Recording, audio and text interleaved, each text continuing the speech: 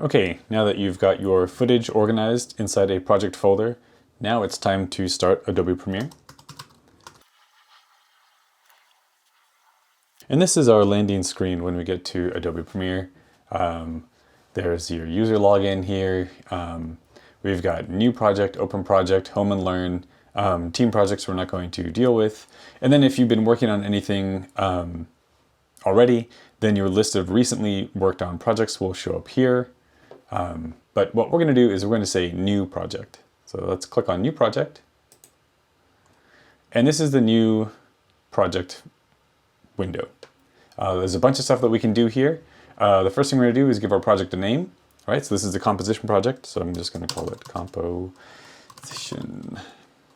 And I'll just call it composition project. Cool. The next thing we got to do is give our project a location. And remember, we just made a project folder. And so let's go navigate to that folder. There's our composition project folder that we made. So we're going to open that. And you see there's our footage folder. I don't need to go in there. This composition project is the folder I want to place my new Premiere project into. So I'll hit choose. Now you can see that that path has been updated.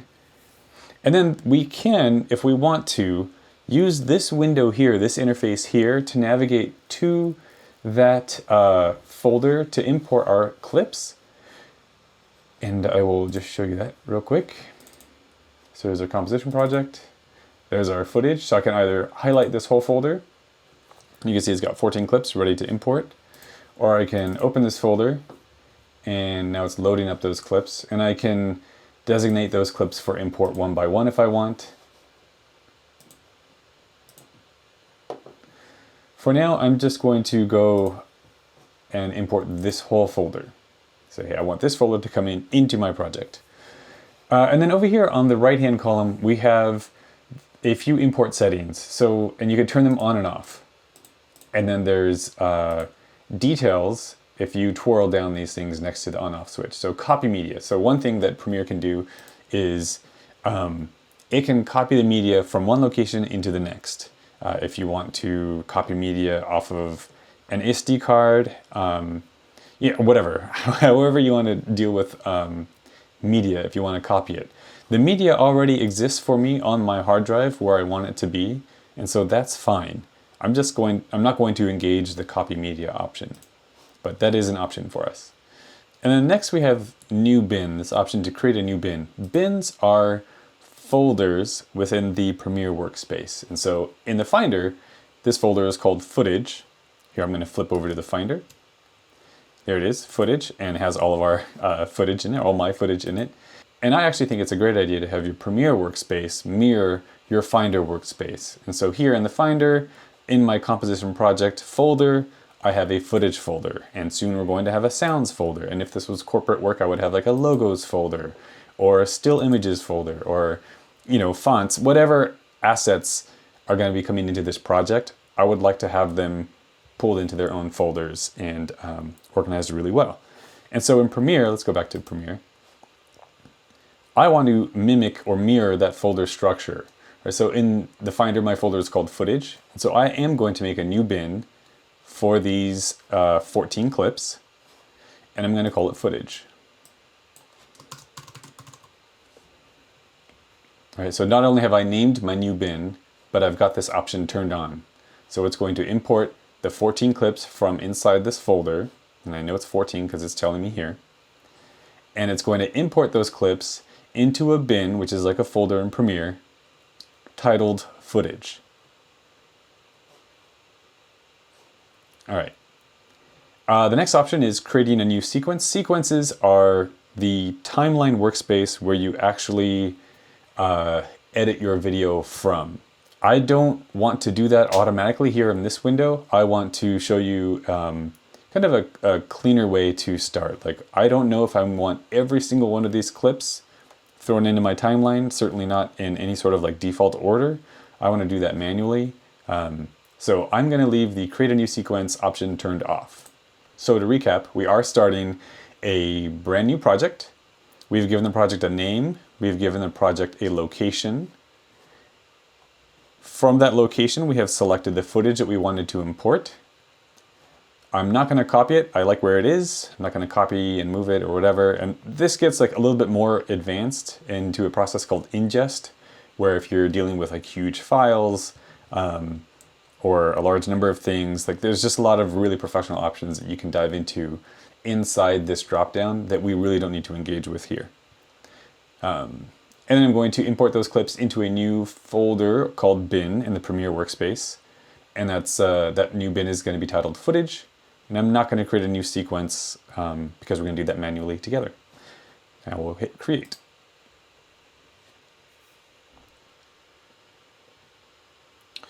Great, and here we are. This is the blank Premiere workspace. Yours might look a little bit different than mine just because I use mine often, so I'm not sure if this is a default look. I think actually the default is going to be, it might be learning if you open it for the first time. So yours might look like this, or it might look like editing. But this is generally what it's going to look like when you start a new project. And you'll see that pretty much every panel is for the most part empty, except here in this lower left quadrant, in the project tab, we have a folder. Remember, these are called bins in Premiere, called footage. And if I twirl this down, you can see all of your clips in there. And your view might actually not be list view, your view might be icon view. So it might look like this. I like to work in list view, but icon view when I first get started, digging through my footage is sometimes helpful because you can actually see previews of everything once my machine decides to load those previews up. Someday. Here they come. Very slowly. There we go. Cool. And again, we can see these clips that are vertical orientation.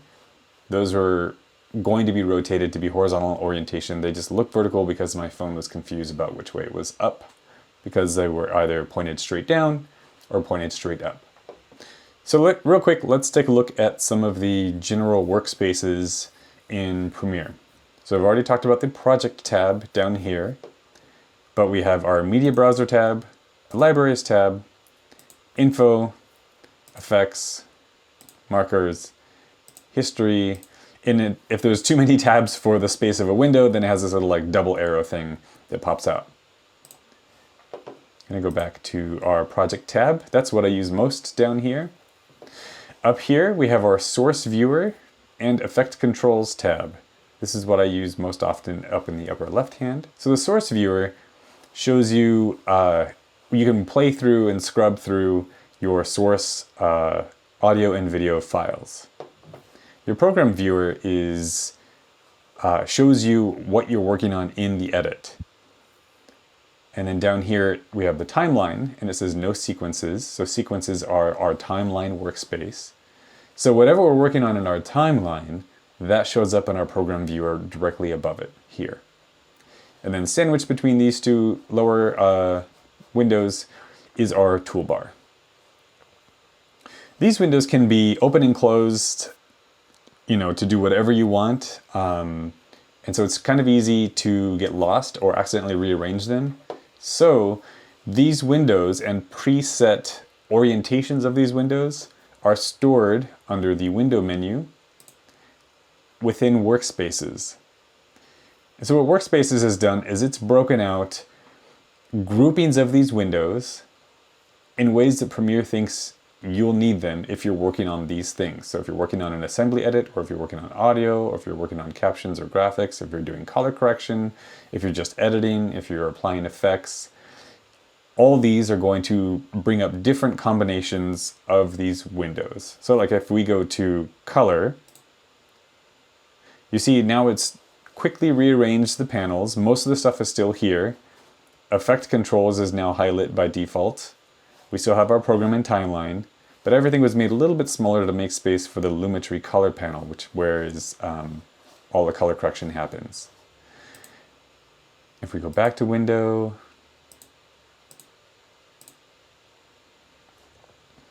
say we're working on effects, now it automatically opens the effects menus over here. So anyways, if you ever find, like, let's see, let's really mess this up. I'm gonna close my program viewer. I accidentally closed my timeline. Whoopsie daisy, I pulled my project tab somewhere else. Now my audio meters are huge. I've really gone and messed this up, right? I really have no idea how to get stuff back. Well, you could call back specific windows under window and just open them or close them directly from this entire list. Or most often what I do is just go to workspaces and select the workspace I want to use. So if I go back to editing, where we were, there we go. Now all the stuff is back to where I expect it to be. This is the workspace that I mangled earlier. So I actually want to reset to the default version of effects, not the one that I mangled. So I'm going to go to Window, and if you ever get into a workspace that you've made changes to and you can't get it back, go to Window, Workspaces, and then select Reset to Saved Layout. Okay, so now that I've created my new project and imported the video assets I wanted to use, now let's get started with editing it. Remember when I was creating a new project and Premiere asked me if I wanted to create a new sequence, and I said no, no thank you. That's because there's a bunch of other ways to create sequences, but the important thing is that the sequence, the editing space where you're editing your video, it's important that those settings match the settings of your footage. We can create editing workspaces for our video in any number of settings, some significantly higher quality and some significantly lower quality. But that's not necessarily interesting to me in this specific case, because if we create a sequence that is in lower quality than the footage that we shot, then we'll be losing quality. And if we create a sequence that is in higher quality than the higher quality video settings than the footage that we shot, well, video is not going to spontaneously, create higher quality. The clips I filmed are only going to be as high quality as they are right now. Like, they're not going to get any better. They can get worse, but they're not going to get any better as far as resolution or detail. And so I just want to generate a video editing workspace or a sequence with the settings of the footage that I shot. Now I have one very important choice to make. I do not want to create a video editing workspace with video settings from a vertical clip. I want to do a horizontal video to match the screens, like a TV screen or a computer screen or a movie screen. So I need to create a sequence that looks like this. So there's a couple ways to do it. We could right click and we can go down to new sequence from this clip. Or even faster, we can just click and drag this clip down into the timeline window.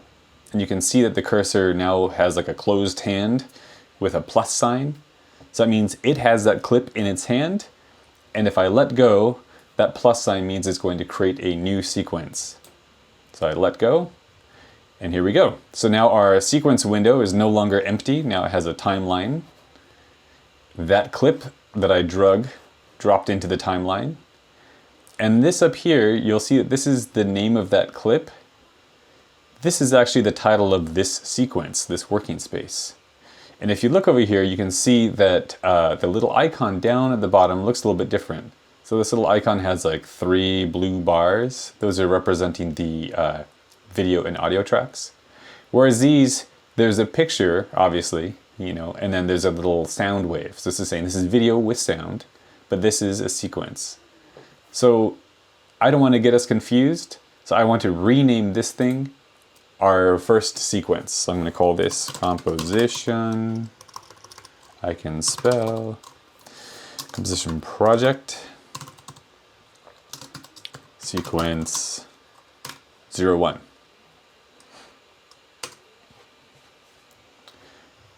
And that now lives down here.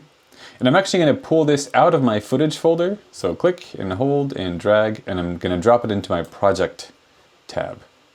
So I can close the footage folder, bin, sorry. And there's my sequence. Actually, I'm going to rename this because it's too long.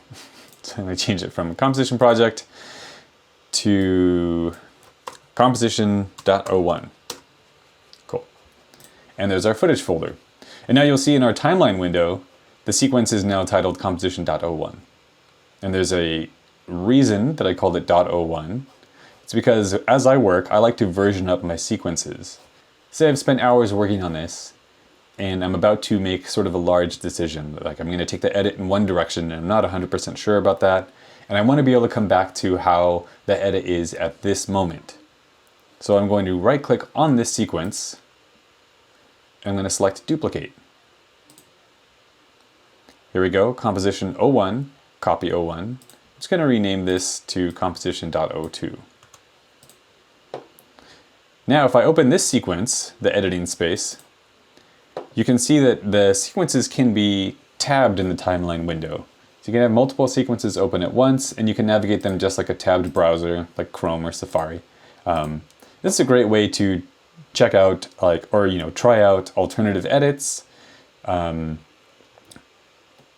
Maybe you've got decisions made on one or another. Yeah, however, this is just a fantastic resource to make some edits and then potentially navigate backwards in time to a different set of choices that you made as you were working on it. Cool. We actually don't need this quite yet. I just wanted to show you how to duplicate sequences and have multiple timelines open at once. So I'm going to delete this sequence by clicking on it and hitting delete on the keyboard. Great.